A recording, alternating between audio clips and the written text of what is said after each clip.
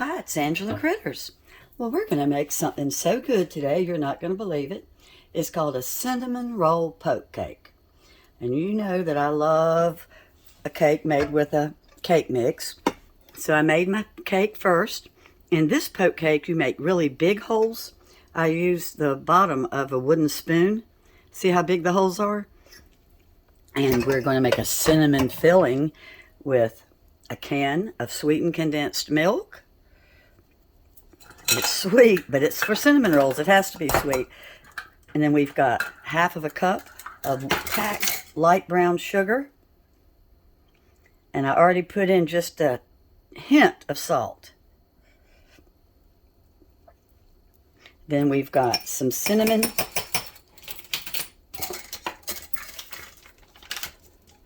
One full teaspoon of cinnamon. Here we go with the cinnamon. And we're just going to whisk this up.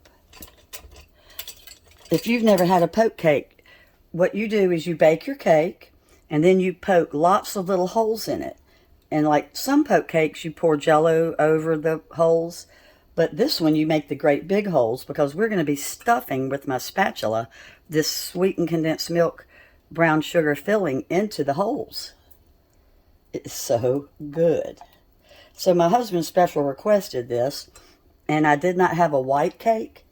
The actual original recipe calls for white cake, but you can use a yellow cake.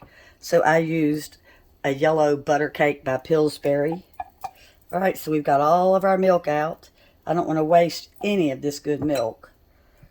And we're going to whisk it together with just a hand whisk. We don't need an electric whisk, electric beater for this. So I mixed up my sugars with the milk and the cinnamon. Now I'm going to put in my 4 tablespoons of unsalted butter because we added salt to this. Most bakers use unsalted unless the recipe calls for salt. That's pretty much a given. Alright, so we're just going to whisk it up and get ready to pour. It is thick and gooey.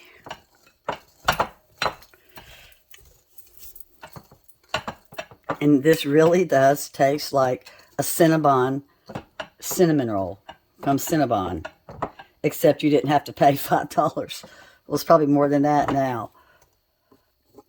So I'm going to tap down again. Just make sure that I don't have a lot of crumbs in my great big holes. Alright, so we're going to use the top of that same wooden spoon. Well, mine's silicone. And we're going to cover the whole cake in this sugar mixture. My sweetened condensed milk with the brown sugar and the cinnamon. And the dash of salt. But I'm making sure that it's going in these holes. Because it's actually going to look like a cinnamon roll.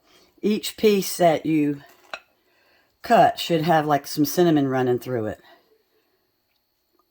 And you see how I'm trying to pour it into my holes?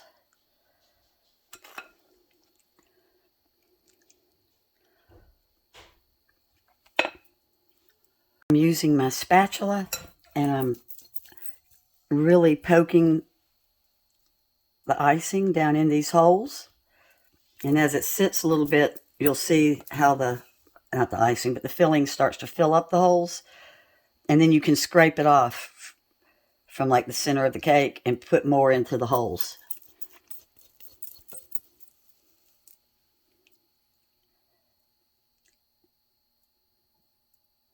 Like see here, I'll show you. See how this one here, how the hole doesn't have any icing, any filling in it. So I'm going to drag some over with my spatula and tuck it down in that hole. It won't be a cinnamon roll without each hole filled up really good. Y'all are going to love these too. Alright, so now I'm going to make my icing. Oops, I'm messing up my pretty cake. Look out. Won't matter because I'm putting a cream cheese icing over it.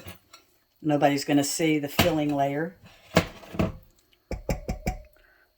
Alright, so the filling is done.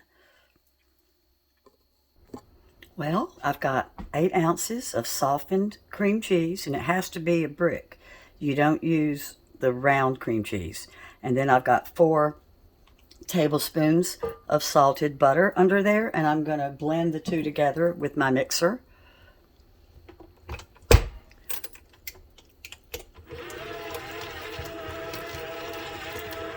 Alright, so it's creamed, and now we're going to add a teaspoon of my Watkins vanilla going in, and 1/4 teaspoon of salt.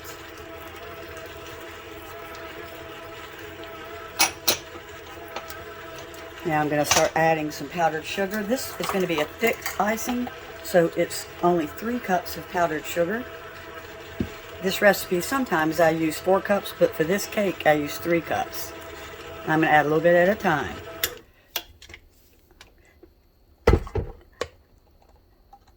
You just don't overwhelm it by adding all the powdered sugar at once, so you usually add about a cup at a time.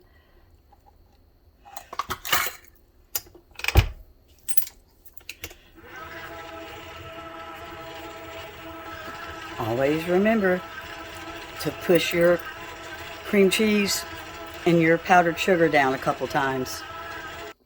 Would you look at this beautiful icing? This is one of my favorite cream cheese icings of all. And it's so basic. All right, let's put some icing on. Now there's another version of icing that I make for this when I have heavy cream on hand. You beat stiff peaks with the heavy cream. You drop your icing by blobs, and then you spatula it, and I didn't let it cool very long, so I'm having to kind of use my finger to smear it. The cake is soft, and I don't want to grab up the cake and get it caught up in the icing. So see how I'm just kind of gently tapping it along? And like I was saying, there's a different icing that I make that's not quite as heavy when I have cream on hand, heavy cream. But since I didn't have any, I went with my basic cream cheese icing. And the other icing has milk in it, of course, which makes it fluffier. And it goes on a little bit easier. I can put both recipes in the description if you'd like. This cream cheese icing, which is a little bit harder to put on, but so worth it because it's so rich and so good. And then I'm going to let this sit. My recipe says let it sit 20 minutes. I let it sit much longer than that. I think it's better if it sits a little bit longer. And it is really good, and I think you are going to love it. It's a great thing to take to a potluck or to fix for a company breakfast because it really does kind of taste like cinnamon rolls. And like I said, I'm just blobbing it on and then kind of using my spatula. And the 3 cups of confectioner's sugar was just the right amount of icing for the 9x13 pan. Well, here's the last of the icing. And I wash my hands constantly, so please don't be grossed out that I'm using my finger. And then you just kind of swirl it on. And I'm going to, like I said, I'm going to do it longer than the 20 minutes. I'm probably going to let it sit for a few hours before I cut it. Thanks so much for watching. And I'll put a picture of the cut cake as my thumbnail. And of course, I'll write in the description the exact recipe. Bye-bye. Correction to make for the icing.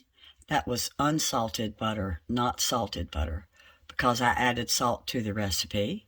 Thanks.